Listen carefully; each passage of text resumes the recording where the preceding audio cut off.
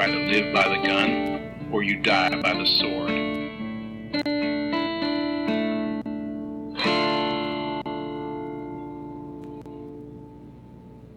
Welcome to the Good, the Bad, and the Weird MicroViews. I'm Nicho. And I'm Chris. And in staying on the UK and Irish Islands for a little bit, we decided to do a MicroView of a franchise that we've touched on once. It is a franchise that I have come to love very much.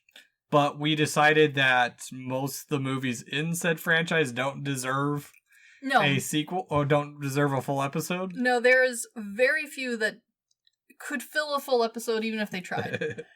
So, Chris, what movie are we doing today? Scooby-Doo and the Loch Ness Monster. Yeah. Yeah. Yeah. So in this movie, the gang travels to Loch Ness to visit Daphne's cousin, but things don't go as planned as the Loch Ness Monster terrifies the crew and almost puts an end to the Highland Games. Oh my gosh. Oh man, this...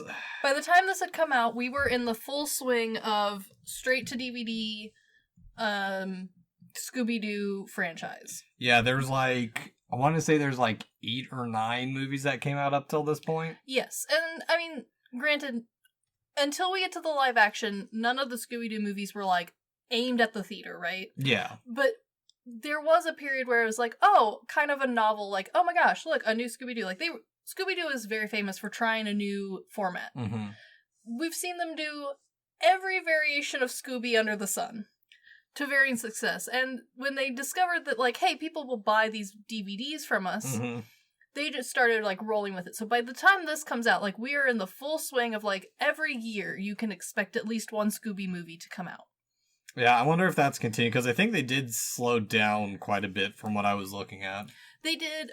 They are not done, though. We are still getting new Scooby content all the time. Oh, yeah.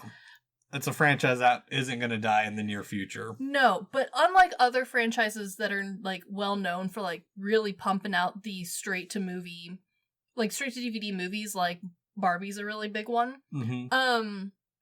Scooby-Doo's quality has always been fairly good. I wouldn't say great. There's definitely not a lot of great-looking Scooby-Doo movies. But the quality's always been consistent. Okay, yeah, I can see that. I mean, there's actually, because I think I've only seen like this and Cyber Chase still. Cyber Chase was early, but even that one was like not the worst looking. Yeah, it was a couple before this one, and I think it was like right before they started doing the CGI, from my understanding. Yes, yeah, definitely. Yeah, so Scooby-Doo and the Loch Ness Monster is directed by Scott Geralds and Joe Sitka. It was written by George Dottie IV. I love that name. It's a very good name. Ed Sharlock and Mark Turros. Yes. It stars Frank Welker, Casey Kasem, Mindy Kahn, Gray Griffin, which is also another cool name. Definitely. Michael Bell, Jeff Bennett, John DiMaggio, who a lot of people know through his voice of Bender and Jake the Dog. Yeah, definitely. Phil Lamar and Sheena Easton. The reason I bring this up is because this is the entire cast of this movie. Yes. Yeah, you can count them on 2 hands. Yeah, it's always impressing with Scooby-Doo's in general, but especially for the big movies where we do have a pretty wide, like, character list, how few people we can get away with. Yeah. And so I do find it interesting because I do like looking to see who's worked on what, or if this is like their first time working with an established property. Sure. Gerald's has worked on quite a few Scooby-Doo properties, with his first being a Scooby-Doo Christmas, but he's done quite a bit of the shows, or done quite a bit of shows such as Crypto the Super Dog and Freakazoid, but mainly TV and direct-to-video work. Sure. This was Sitcha's, I can't pronounce that name, first Scooby-Doo foray, but he has done a few more since 2008, but has also directed a couple TV series, such as including Static Shock and DreamWorks Dragons. Yes. Dottie wrote a Scooby-Doo Christmas, he's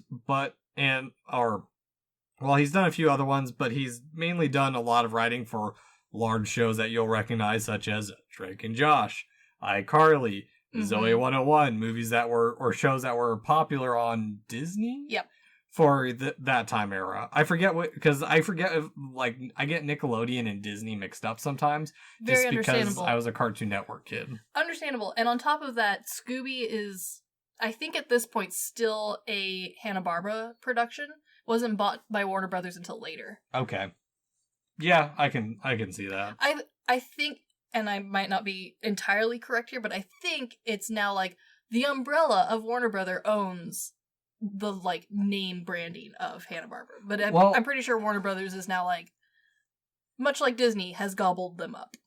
Yeah, I haven't looked into that. I know we didn't run into it in our episode on Scooby-Doo on Zombie Island. No, it did take a little while for them to fully be engulfed, but especially some of these older franchises, they do try and like remind you of like, hey, don't you remember Hanna-Barbera? Didn't you like those cartoons? Yeah. As for Sarlach, he's been writing for TV since 1966. Hot damn. But A Christmas Scooby-Doo was his first Scooby-Doo, which seems to be kind of the trend for at least this era, that there's a few people that work on the same kind of Scooby-Doos for a couple movies. Yeah, they do like to keep it consistent, especially because like I said, we were churning out Scooby-Doo. So like you could expect to work on a handful pretty quickly and consistently. Yeah. Well, and with Turo's, his first Scooby-Doo is Scooby-Doo and the Cyber Chase. A good one. But he did a couple others until this one being his last one. Understandable. So there's only so many Scooby-Doo movies one can create. Yeah, it's just interesting kind of looking to see like who, and we could go into the voice acting and all that, but that's a lot of casting to get through. But I thought it was at least interesting to cover the kind of people that aren't really looked at, such as the writers and directors. I think voice acting wise, just about everyone had played a Scooby-Doo character before, so they were familiar with it. Yeah, definitely. So Scooby-Doo and the Loch Ness Monster. I do want to say, as you brought up, there's a consistent quality, but there is a noticeable change in quality if you're going from Scooby-Doo on Zombie Island, which also came out 6 years prior to this. Yes. Also, the writing of this one, in my opinion, is choppier. Choppier, to say it lightly. Yeah. So this is where you can definitely see the difference between the Scooby-Doo movies, which Zombie Island was part of the first round of the Scooby-Doo movies. And so it had time and effort put into the older style, more writing. And then we start getting like a Scooby-Doo movie almost every year, right? And so by then, this one being a great example of it, our writing goes back to more of like the TV show styling, where like it's very episodical, like you predictable. It's very predictable. The art style has moved on to much more computer based, and you can tell, but it's not necessarily a bad thing. Like it still looks better than a lot of direct to DVD. I will say that it doesn't look as good. I'll give you that. Yeah, the CGI is pretty bad. So is the CGI for the Loch Ness Monster, but then again, it doesn't have the budget of like Shrek, and also it is not like Scary Godmother level of horrible animation. Yeah, no, like this is a good, like, it is watchable. It is not burn your eyes when you're done, but it's also nothing to be like overly praised. It's just kind of fine. Yeah, and to give some little timeline, Shrek came out 3 years before this. Yeah. And Scary Godmother came out the year before Scooby-Doo and the Loch Ness Monster. Yeah. Different quality and design choices were made for all three of them. Yeah. Straight to DVD, theatrical release, and straight to TV, only TV releases. Very much. But yeah, I mean, we can at least give it that for the most part. Yeah, like it's watchable. And, I mean, as we will see, by this point we've also established in the Scooby-Doo franchise that you're watching it partially for the show, but you're really watching it for the music. Not even... Okay, the music isn't the best set, but it's a good set. So, I have recently found out that every single Scooby-Doo movie has a Scooby-Doo theme. Yes, it does. Did not know that until, like, someone posted something about it on, I think it was Sugi or AK's Discord, and I'm like, oh, that makes sense. I just watched Scooby-Doo and the Loch Ness Monster, and oh boy, is that theme song bad. Yes. I'm gonna look up who even did that theme song. Yes, they all have a theme song, and then some, especially like this one, have a couple of other songs that go with it. The songs are never like... Let me rephrase. Most of the time, there's a handful of times that are an exception. Most of the times the songs are at least super catchy, and they are not ear-burningly bad. This one, I would agree. The theme song, not great. But the middle song and the end song, solid. I can't get into that kind of that music. It's just, I don't know. I just don't like it at all. Fair. Let's see. Okay. Brothers Forever, written by Thomas Chase. Lyrics by Thomas Chase and Joe Sitka. Performed by Chris Thompson, who doesn't even have an IMDb credit. And produced by Thomas Chase. Yes. Surprise, no one. Yeah, I don't even know who... I do know who Little Nemo is, vaguely. Has he done any other Scooby-Doo movies? Of course he has. Yep, Scooby-Doo and the Goblin King in 2008. Scooby-Doo and the Samurai Sword? Yeah, that's a good one. It's got a dumbass name, though. I mean, yeah. Yeah, he's done quite a bit. Yes, he has. But, I don't know, I don't like this one. It's a little, like, too... cheesy. Like, it is cheesy. Because it's not, like, Disney-fied. It's its own brand of, like... And the Scooby-Doo movies always have their own styling of slightly cheesy, somewhere between pop and rock and chase song. Because they're always for the chase scene. Mm-hmm. Like, there is a handful of times where they are not for the chase scene. And it's usually because one of the side characters is in a band. Not in this one, though. Not in this one. This one, they are all chase scene songs. But here's the other thing, too, is, like, I think I know why they have to put a chase theme song over the chase. Yes. Is because the chases aren't 30 seconds like in the cartoon. They're, like, 3 minutes of chasing. I think yes, but I also think it is an homage to the original Scooby-Doos. Mm-hmm. Because you're right, the, like, OG first ever Scooby-Doo, the chase scene was fairly short because the whole thing was short. Mm-hmm.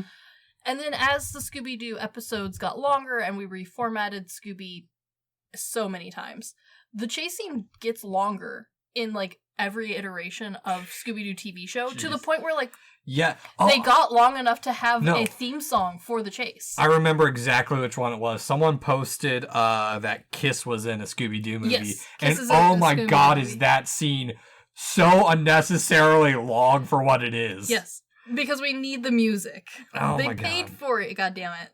I guess. I don't know. There is always music that accompanies Scooby-Doo. A handful of times it is because of, like, the character or the show revolving around a band. Like the Kiss one not being the best example. I think a great example is the ones with the Hex Girls. There's a handful of movies with them. They're a fake band in the show. A lot of their songs are pretty good. Yeah, that's my cousin Riley's favorite one, and because I'm stubborn and like to mess with him, that's going to be the last one I watch of these. Well, there's a handful of them where the Hex Girls make a return because they were so popular. The original one is the best one, yes. Yeah. I fully agree. That's the one that I'm avoiding till the end. Very fair. But, yeah, outside of the music, like, back to the story. Yeah. The story is all over the place, but I kind of like the fact that it's all over the place. Not from like, oh wow, this is good story writing, but from the fact that my limited attention span, like, this is perfect amount of just chaos constantly, without being stupid. I will argue completely against that. The chaos of all of this is stupid. For one, okay, to set the scene of this movie, they're in Scotland for the Highland Games while they're visiting Daphne's Scottish cousin who I guess Daphne's Scottish. She is now. Did she even have a last name? Blake. Daphne Blake. Oh yeah, Blake's, yeah, of course she's Scottish. They all have full names, and it is canon. How could you? One, I am not a very good Scooby-Doo fan. You are wrong. Shaggy doesn't have last name according to at least this IMDb page. Shaggy does have a last name, and Shaggy is not his full name. The fuck is Shaggy's? Oh, we're gonna Google this. I want you to try and pronounce it. Scooby is also not Scooby's full name. Scooby has a full name as well. Oh, I actually kind of knew this. Shaggy. Norville Shaggy Rogers. Yes, it is. Interesting. Well, now we're going to drop the knowledge of what Scooby-Doo's full name is. Scooby-Doo's is my favorite full name. Everyone else has slightly normal-ish full names. Scooby's is... Scoobert-Doo. Yes, it is. Yes, it is. Beautiful. Isn't it? And in a previous TV show series, we learned that Scooby has multiple brothers and cousins who are all variations on Scooby and the Doo family. See, I only know of Scrappy-Doo. I don't... Scrappy is the most famous of cousins, but there's a lot of cousins that Scooby has. Okay. Yeah. There's a lot of, like, redneck variations of them. Sounds like the Mr. Noodle family from Sesame Street. Yeah, it's a little bit like the Mr. Noodle family. It did keep growing for a while. I think this was, like, this was from the TV show where it was just Scooby, Shaggy, and Scrappy. It was just the three of them going on adventures, and they kept running into Scooby and Scrappy's family members for no goddamn reason. You know, when you have a trope, they're gonna stick with it. No, when Scooby-Doo finds a trope, they will run it into the ground. They had one episode where they had the Globetrotters on it, the basketball team that performs tricks, and then they turned that into an entire series. Yeah, I'm aware of the Globetrotters one at least. Yeah, that, like, they will kill anything that they find because they will find something that's pretty good and then they will just continue on forever. And just, okay. And so now we're here in the movie world. Okay, I'll take your word for it. I will say, like, when I saw their, like, design change, because basically Daphne's cousin is just the butch lesbian haircut Daphne. Yes, and I love that they gave her the same color palette as Daphne. I think it's a, like, slightly different outfit. It is a slightly different purple, and it is a slightly different green, but it is still very recognizably Daphne's signature purple and green. And she's wearing a skirt that is plaited in the purple and green of, I assume, the Blake family. Yeah, I don't know, this... Just every single character in this is just a little bit over the top. And I mean, I get it, it's a cartoon. Yeah. No, for sure. Like, I like the creepy old, like... The boat dockman who can see both the east and the west at the same time. Yes. Yeah. I like him. He's very Igor. Like, but he, like, that's the other thing is, like, we're introduced to so many characters and they're never used. No. Like, they're not. They got, like, this little moment, like, the other cousins, the other, like, male cousins who are playing the Highland games. Yes. You get them for, like, 2 scenes. And then you'll never see them again the rest of the movie until... Pretty much the end. Yeah, in, like, one part in between when, like, the Highland Games gets crashed a little bit. Oh, yeah. She hires them to put all the tents back up. Yeah. Yeah, but... There's both too many and not enough characters. Yeah. Because a standard Scooby-Doo, like, mystery is very much like, here's your 5 people... One of them did it, they're all gonna act weird and suspicious. But, oh no, they're all acting weird and suspicious. Because, yeah, we've got basically the Scottish Velma. We do, we have a Scottish Velma. She's the one who believes the Loch Ness Monster is real. Yes. And then we're introduced to Ian, who... I love Ian. This is why Ian's this movie is so full of random bullshit, is because... He enters the castle through throwing a log through a historic window. Yes. Oh no, that's something that is never addressed in this movie. And as a kid, I didn't really care.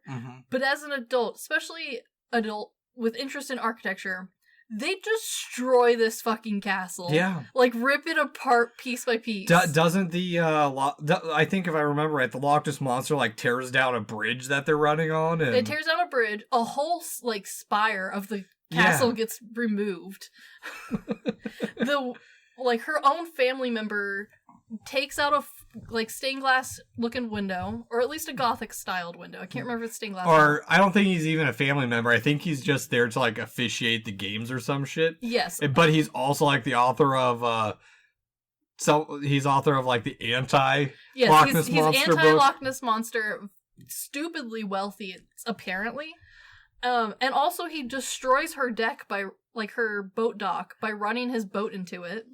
Yeah, it's no, it is chaotic. It is a lot, but as in the context and comparison to other kids' movies and TV shows, when I say it's chaotic but like enjoyable and not stupid, I am comparing it to other children franchises of stupidity. Yeah, where like most of those will melt your brain if you watch them long enough.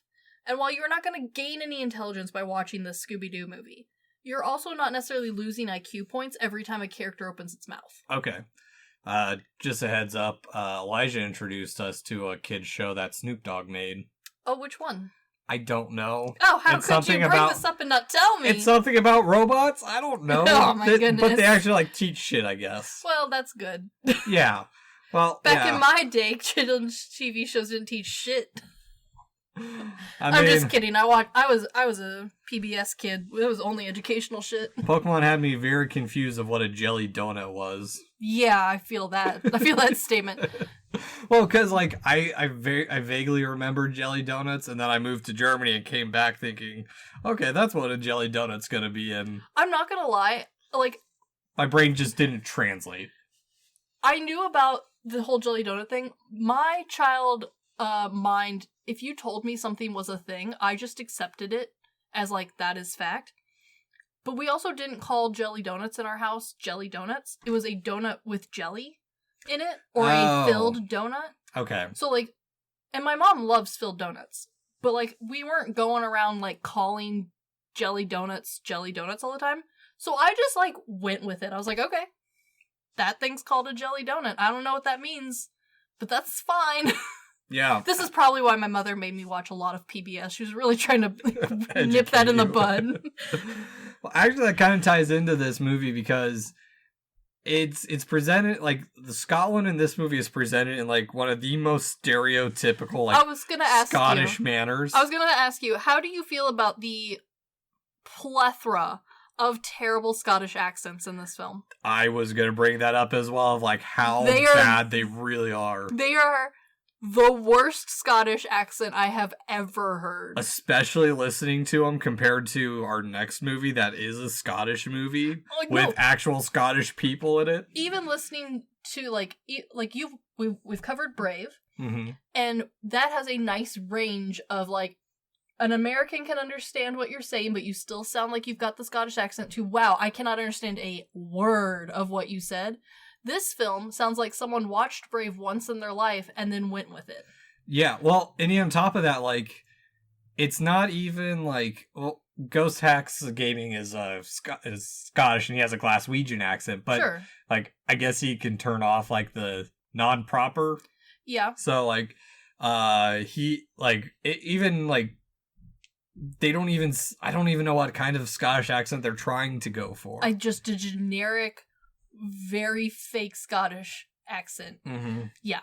Yeah, it's just... Which is also both impressive and upsetting, knowing that there's 10 people voicing everyone in this film. Yes. And that includes the main cast who are, and I will remind everyone, very American and very Midwestern. Except for the Loch Ness Monster chick, I think she's English. Yeah, and then there's a random character who's a hippie and really into the Loch Ness Monster. Oh yeah, I forget. He shows up twice. He is such a forgettable character he's hunting the Loch Ness Monster, and he's not even a part of the movie, really. The only reason I remember him is because he also has a cool van, much like the gang, only his is the Nessie Mobile. And he's an American, too. Yeah, he's also an American. There's the gang, this researcher, and this Nessie-loving guy. Those are the only, normal Scooby-Doo style accents, and then everyone else is given a very fake Scottish accent. Yeah, half this movie is Americans in Scotland, basically. Yes. And oh boy, is it... Oh, sorry, I wrote it wrong. She is Scottish as well. I forget. Well, there is some character in it who's English. Yes. I don't remember who, but someone is. Yeah.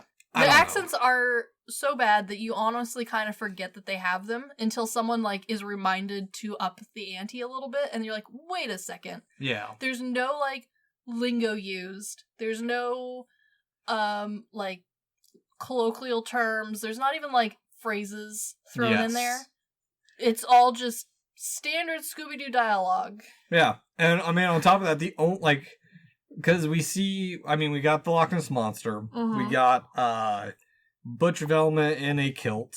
I do love her. What else do we got? We got the Highland Games, which is always a fascination of, they always have to throw them in any quote-unquote Scottish movie. Yes. And then also, the only meal they're given is haggis. Yes. And it is also presented in the most despicable version possible. Yeah, like the very cheesy of like, oh, that's what haggis is? Yeah, they leave out like half. Eat that? They leave out like over half the ingredients. Yeah. When describing it. Basically it's just sort of like the stereotypical, like, in the stomach still. And it's not even like plated. It's like still swimming in soup. Yeah. They just... Which, that is kind of an interesting point, because usually a Scooby-Doo movie has an emphasis on Scooby and Shaggy having snacks at some point. Yeah. And the only other time I think that they even bring food into it is when they have given Scooby and Shaggy an entire box of Scooby snacks to bribe them to go out on the lake. Or the loch, sorry. And to be honest, I don't even remember Scooby snacks in this. That's because they immediately run out, and it's just an empty box for like 2 seconds.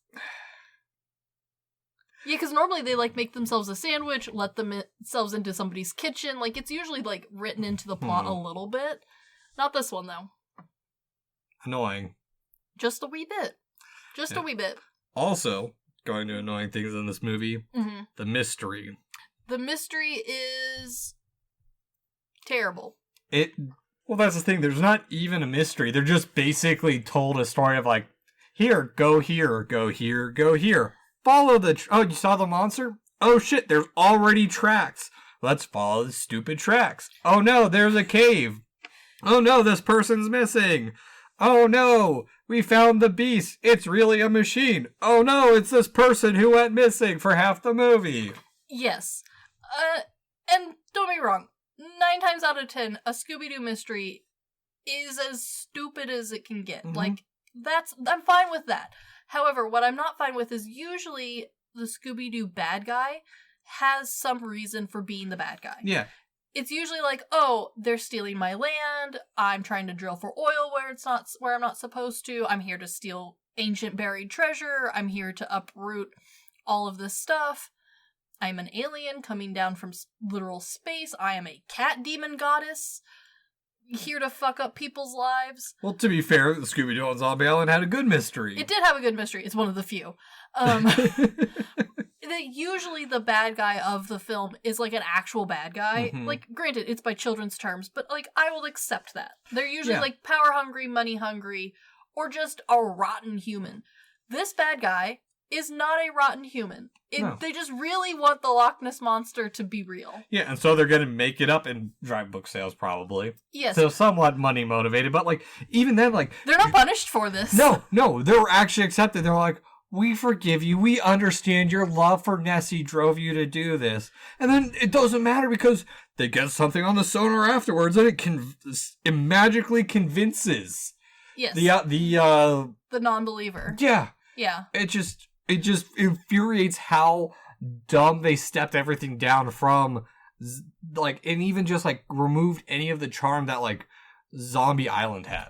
Well, and even then, like, looking back at old Scooby-Doo TV show episodes, usually the bad guy, even if there is a terrible, like, reason or, like, mystery, the bad guy at least has some form of punishment for all this. He gets caught humiliatingly. Usually the police come and take him away, or he has to say, like, that he's sorry.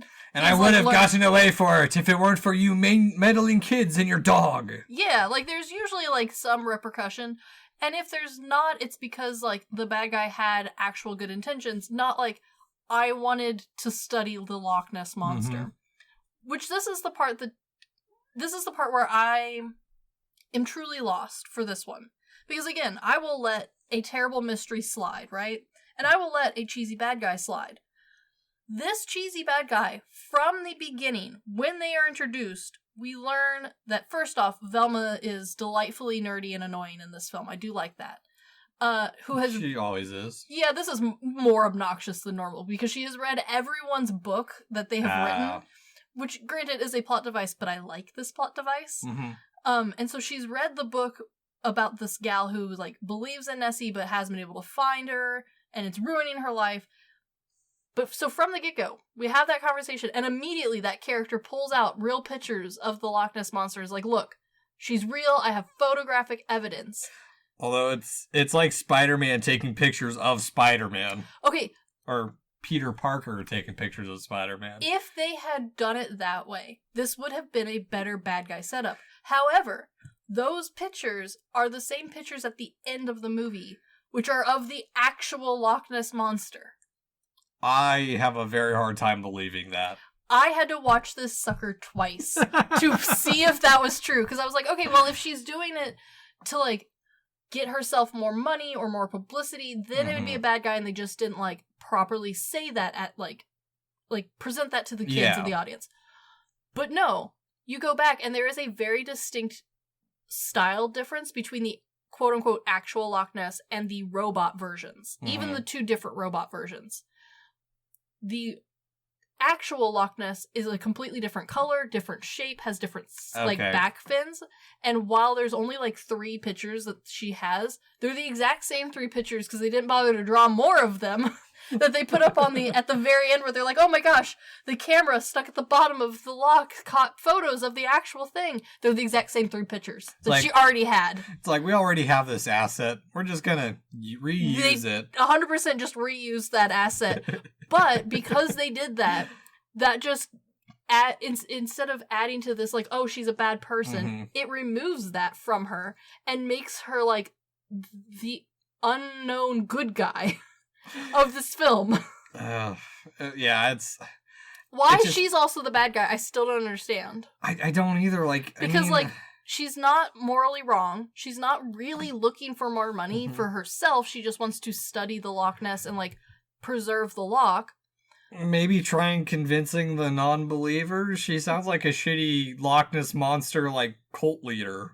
Sure, and like if they they had all the elements to like boost that, because they introduced people who are like clearly profiting off of the monster. There's like room for them to be like, oh look, these people are destroying the loch or they're ruining the loch. Yeah. But they don't ever go with any of that, despite having those characters already in place. Instead, they focus heavily on, like, is it real, is it not real? Which they've done before, but they've done that before successfully. They didn't do it successfully this time, because they just left out huge chunks of information. Yeah, just... Which is disappointing, because this one manages to stand out in a lot of people's minds for Scooby-Doo movies. I don't really know why, other than the fact that it's not the worst Scooby-Doo movie. So that's the thing, is like, I didn't even know this movie existed, because when we were trying to figure out what to do as a MicroView, we were just gonna do some generic like Irish or Scottish movie or English movie that we could find, and for some reason like this popped up, and I'm like, we're like, we did a Scooby-Doo movie before. This is our way to maybe go through some of the other ones. And to be honest with you, if it wasn't the Scooby-Doo franchise, I would be making you watch, like, the Barbie franchise or the, like, other terrible small franchises. At least the Scooby-Doo ones are varied. True.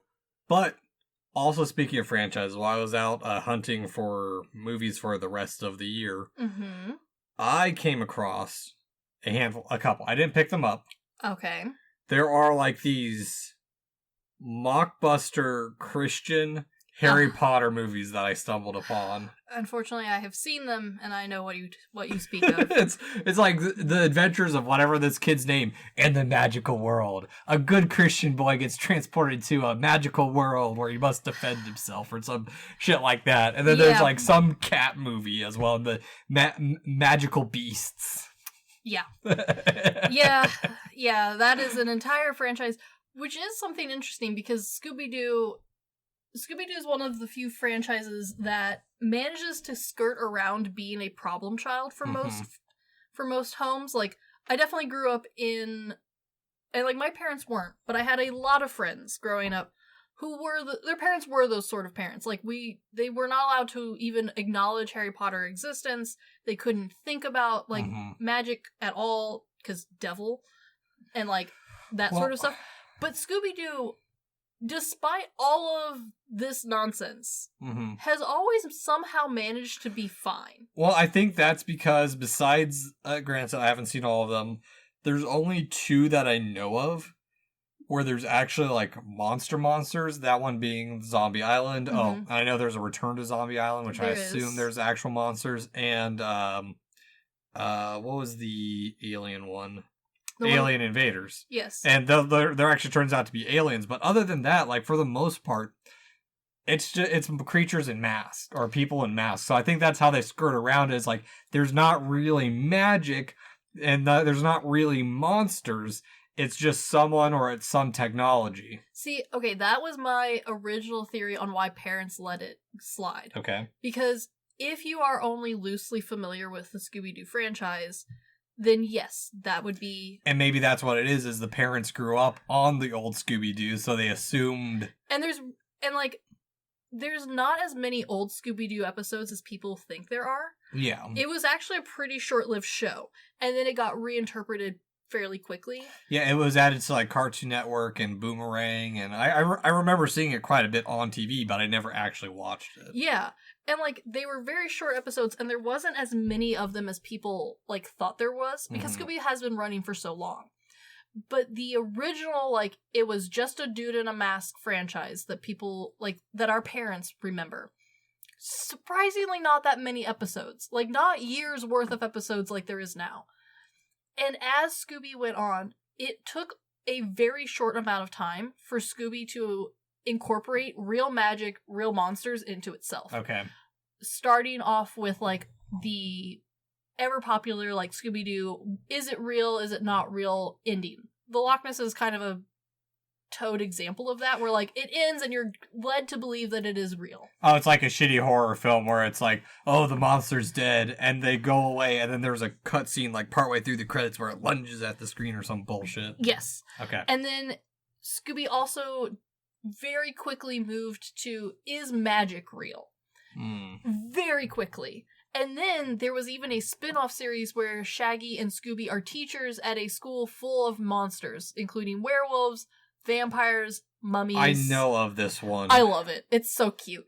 But, like, it took almost no time for Scooby-Doo to be full on board with popular current trends, magic, monsters, aliens, the whole shebang. However, that, like, handful of original episodes had enough prowess that I think you're right. I think a lot of the really, like, strict parents who still let you watch not specifically labeled Christian programming, because we did have a couple friends like that, where if it wasn't labeled Christian or wasn't on the Christian program, they weren't allowed.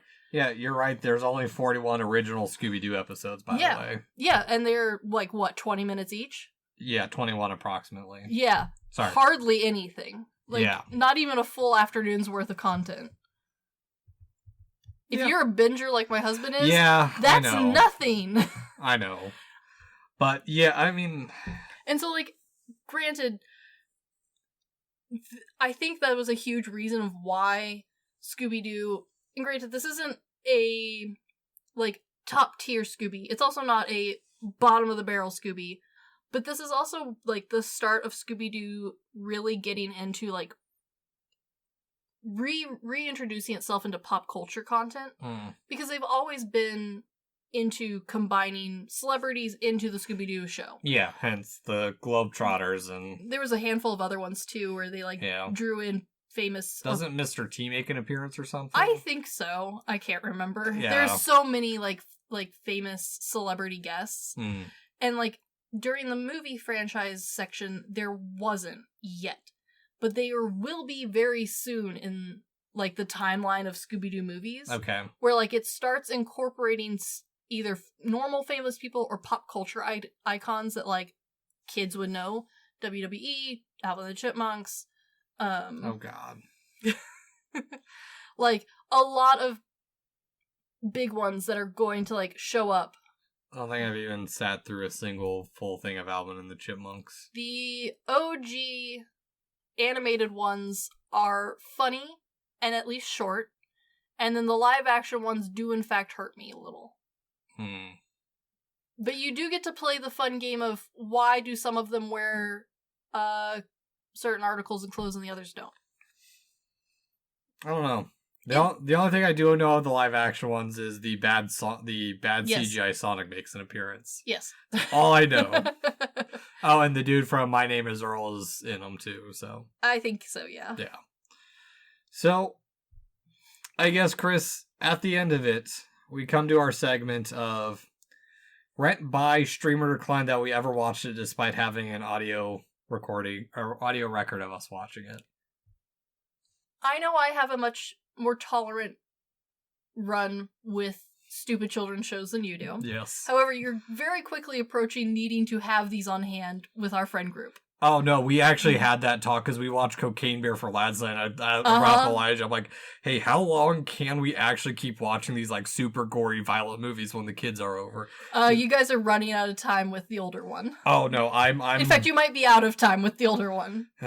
He now can at least point at me and yell cheese. So, like, language is coming. So there's a cheese tax now with him. There is, in fact, actually a cheese tax with him. But it's not cheese, it's Cheese. So yeah, no, your guys' time of watching anything and everything is slowly coming to an end with the little ones still present. So with that knowledge, for me, as someone who has had to do that a lot longer than you have, Yeah. this is easily a stream. If this is available, like, if there was a place where I could stream all of the Scooby-Doo movies, back in the day where I nannied and babysat, that would have been a lifesaver. There was multiple kids who this would have entertained for hours. A lot of them didn't have these. Like, because there isn't anywhere to stream these. Mm-hmm. So, like, they would have been new. The songs are catchy enough to entertain them. The plot is short enough to entertain even the littler ones. This would have been great to be able to stream. I don't think I'd buy it necessarily, though. Not unless I had someone who was really into Scooby-Doo. Or me, this was the only source to get it, was to buy it. See, it is the only source to legally buy it. However, if you would like to watch this and you are not afraid of being ye old pirate, it is free on YouTube, only it is cut into 24 pieces. Ah, one of those. But it is streamlessly put together, like the cuts are nice. Okay. Well, that's good at least. Yeah. As for me, I definitely wouldn't rent this. I think the thing I'm in is, like, I kind of nothing this movie at this point, where, like, Sure. I guess I'll say I'll stream it, but it's definitely not worth, like, a full decline watching it. Like, it's fine. I get it. It's dumb. It's a kid Scooby-Doo. It's not the Scooby-Doo that I prefer, but... Sure. But it's also not the most garbage of Scooby-Doos. I have yet to see, really. I will hand pick out from each different Scooby-Doo the garbage ones for you to taste, so that way this can become palatable to you. I mean... Because there's some real garbage ones, my dude. Yeah, and... This one is very mid-tier. Okay. You have experienced some of the best, and now you are tasting the average. Okay. And eventually we are going to cover the creme de la creme, which is of course the live action. Mm-hmm. And we will cover the current mid-tier, which is the ones involving normal people. Normal celebrities. Yeah, we'll get to it. Because those ones are a mess. Because you have to fit those celebrities and their caricatures into the Scooby-Doo world. And to be fair, I have seen all of the Land Before Time movies. Thank you very much. Most of the actors and directors were my top watched actors and directors of last year. Yes. And like I said, there is a roller coaster wave of Scooby-Doo stuff. So I do wish greatly that, like, all of these movies were for streaming somewhere, because especially if you have someone between the ages of, like, 2 to 10, like, it's easy entertainment. Okay. Yeah. And there's just nowhere to stream them. Luckily, they come in, like, at least packs of 2. So you do get like 2 movies for the price of 1, which is nice. This one doesn't even do that. It comes with like 3 TV episodes. Yeah, you know. That it calls a movie, and Scooby-Doo and the Sea Monster. Yeah, which is hilarious because I'm pretty sure it's just the same monster, but like every time they redid him. So yeah, it is. I mean, you do get extra Scooby, but not a lot. Yeah. But anywho, this has been the Good, the Bad, and the Weird MicroViews. Thanks for listening. Peace.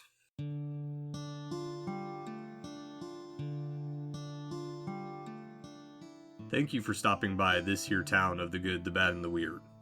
We appreciate your listenership, and if you want more of our takes in your life, feel free to check us out on social media at The Good, the Bad, and the Weird Podcast, or TGTBTW for short. As well, if we missed a fact, your favorite part of a movie, or just have a suggestion and want to reach out and say howdy, feel free to email us at tgtbtwpodcast@gmail.com. And feel free to join our Discord at The Good, the Bad, and the Weird Podcast, where we talk about movies, just share random banter here and there. And always, check out our podcasters, streamers, or any other content creator we shout out in our episodes. We really appreciate it. And as always, thank you for listening. Peace.